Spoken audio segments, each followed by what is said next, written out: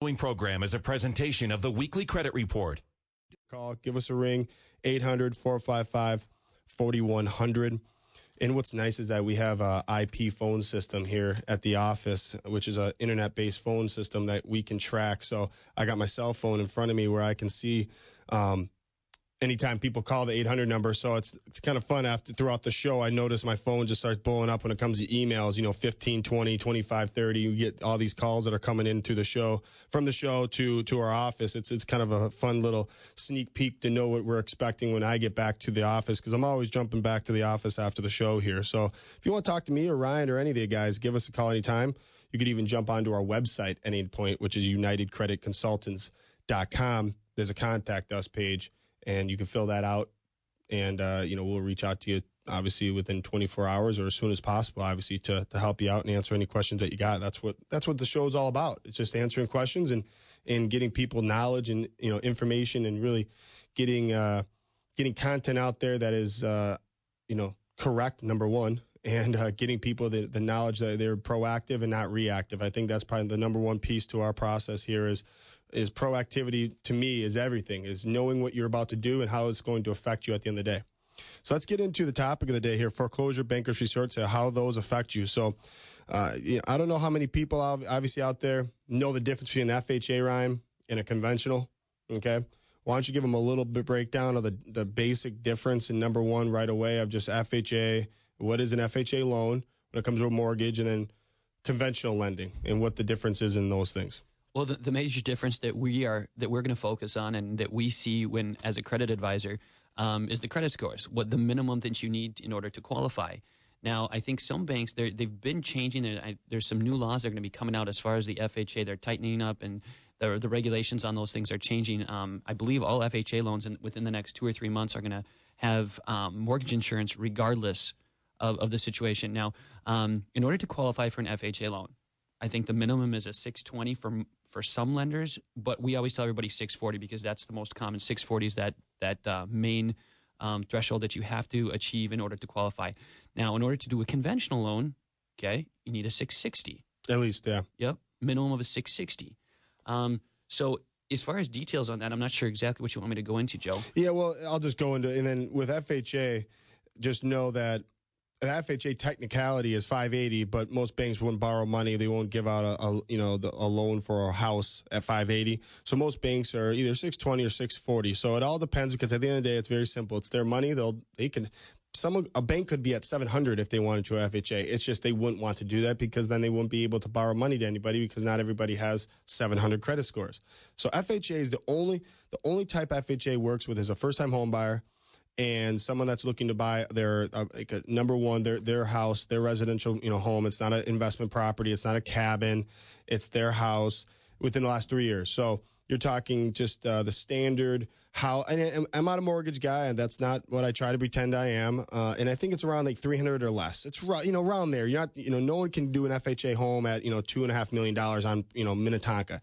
It's a standard first-time home buyer, or it's your primary residence. It's that program that's designed to help people get into a house for the first time. So with that being said, you can only do an FHA loan one time. No, that's not true. No. And that's the whole point of just being FHA or on mortgages and stuff like that.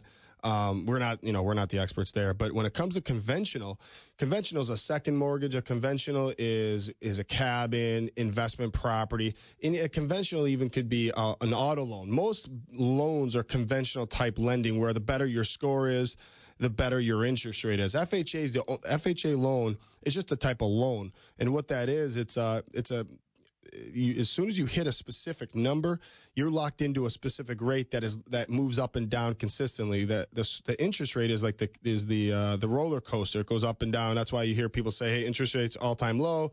That's because those things move. Where the score, if you're at a 649 or if you're at a 702 and you're looking to buy a $200,000 home and you're an FHA loan, you get the same interest rate. It doesn't matter. So those are the difference. That's why FHA is a little unique, because it's not like you can go and get an FHA loan for a car or something like that, where people just get a little confused, or they won't even try to get a house because they think they see those commercials from Quicken Loans on TV, and they'll say, oh, 3.25% interest on a mortgage. And they'll say, well, yeah, I'm going to guess you only need, you need an 800 credit score and you need 20% down, blah, blah. You don't. You need a 640 for most banks, and you need 3.5% down for your payment. And that's what you need. So it's not too far off. It's not out of the realm of what's reality. 640 is not an unbelievably hard, difficult credit score.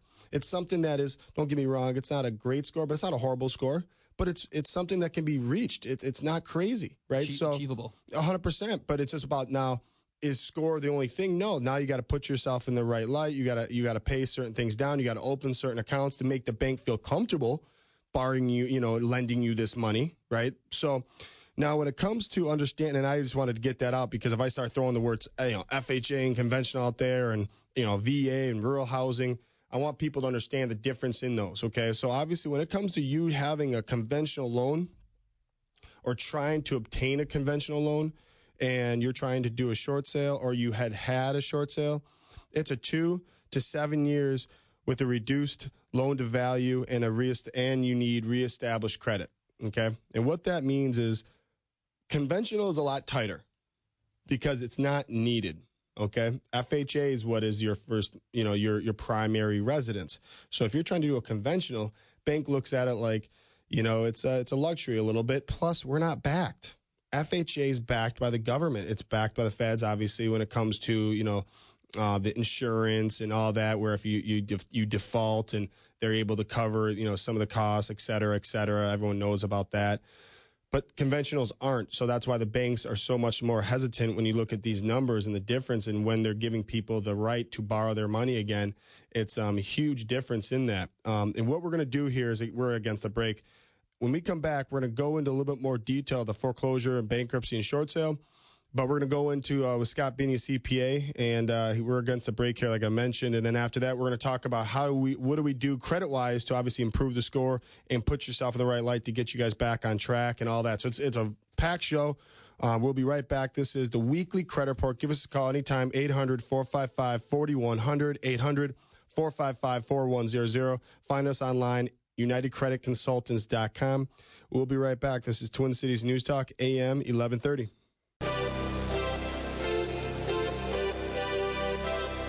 Welcome back. You're listening to Weekly Credit Report, Twin Cities News Talk, AM 1130. I'm your host, Joe McGlynn, president of United Credit Consultants, and the home of the Weekly Credit Report here, home of the Path to Credit Recovery program. This is your weekly source of credit topics and education. In studio with me this morning, Ryan Boyd, senior credit advisor with United Credit Consultants, and Scott Binion with Haugen Binion CPAs out of Burnsville. We're going to talk a little about CPA work, tax work, preparation, how to put information in your company or yourself in the right way to obviously get the maximum refund, all that fun stuff here. And we're also, obviously, the topic for today is foreclosure, bankruptcy, short sale, how those things affect your credit and what can be done proactively to repair, rebuild, and get your position, get your credit report and score and situation back on track, back on recovery with our, obviously, Path to Credit Recovery program that we have with United Credit Consultants. If you have a question about bankruptcy, short sale, foreclosure, anything like that, give us a call. We'd love to hear from you. Our hotline this morning, 651-989-5855. That's the hotline in the studios, 651-989-5855. You want to contact us off air, it's 800-455-4100 or UnitedCreditConsultants.com. This segment's brought to you by United Credit Consultants, Minnesota's largest, most preferred credit repair restoration company, proudly endorsed, obviously, by Glenn Beck. Let us help you get your credit report score back on track, proven investigation and challenge tactics to remove, delete unverifiable, inaccurate accounts. If you've been turned down, this is kind of the one piece I always use. If you've been turned down for anything credit-wise in the past 12 months, there's something going on in your credit that's obviously negatively impacting you. It's affecting you in a way that obviously is holding you back from getting lended money to a credit card, to whatever the case is. Give us a call. It doesn't hurt to do a free consultation with Ryan, Jared, Brian, Nate, whoever it is, to get a feel for what's going on in your credit to obviously help you and put you back on that path to recovery. Give us a call, free education, booklets, rebuilding tools, all that good stuff. So I like to throw that out there. But we got Scott now, Scott Binion from Binion Haugen CPAs in Burnsville. Scotty, how you doing, bud? I'm doing well. How you doing? Good. John? I'm good. You got your son here, and probably want to do a little shout out to your little guy there. Sure. I got Evan Binion beside me here. We're going to run to a track meet right after this, and he's going to smoke everybody in the races he's going to run. Of course, right? Looks like a beautiful day for it. Yeah, right. And bring your umbrella as you're running, right? Scott, why don't you go into a little detail about how you guys are working? I know you've been just unbelievably busy as of late. This is your busy season. Give people a little breakdown about what you guys offer and what you guys do out of Burnsville. And I'll tell everyone right now, and I do every time, I use Scott. Our company uses Scott personally.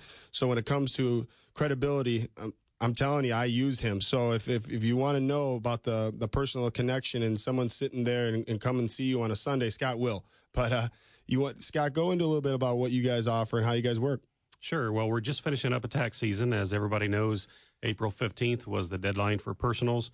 And believe it or not, there's a good majority of people that do wait to file their taxes, personal and business.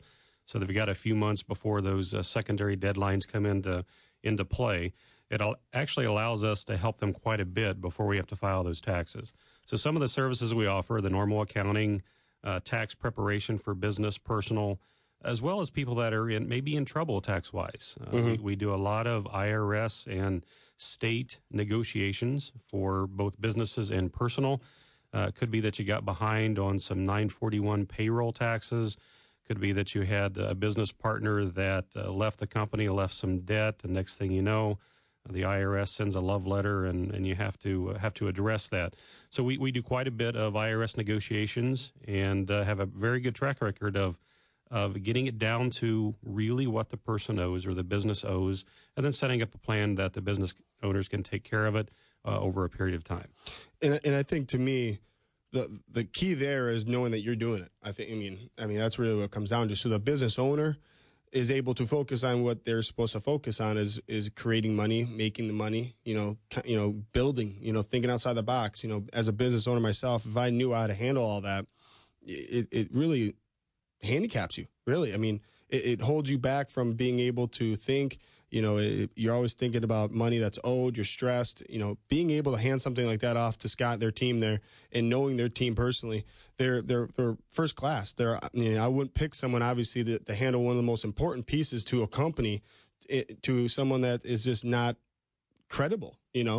And going to the process and really knowing kind of how a listener listens and what they want to hear. They don't always like to hear they're the best. It's, how do they save me money, right, Scott? I mean, exactly. That's really what people want to know. They're not your buddy, right? They want to know, hey, can you do the job, right? Can you save me money?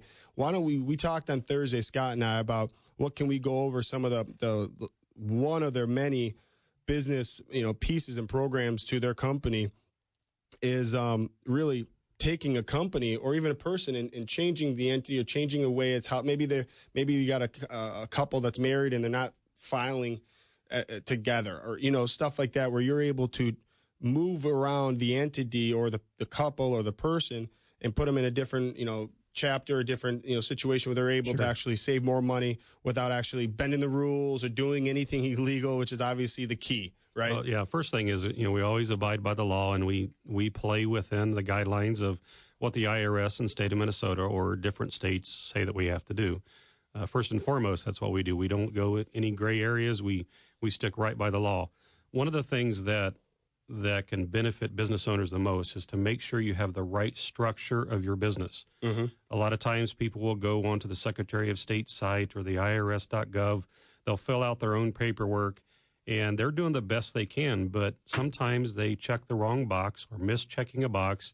Next thing you know, when they get their taxes done, they owe a bunch of money. Or got the wrong advice. Or got the wrong advice. That's true. Yes. Unfortunately, there are quite a few CPAs out there that they specialize in doing taxes. They don't specialize in setting up companies, setting up structures, not for just the best tax position today, but what happens when your company grows. You have more locations. You bought 2 other companies. You sold one. You need somebody that can be an advocate on your side to make sure that when those transactions happen, that you're in the best position that you can be in and save the most taxes that you can.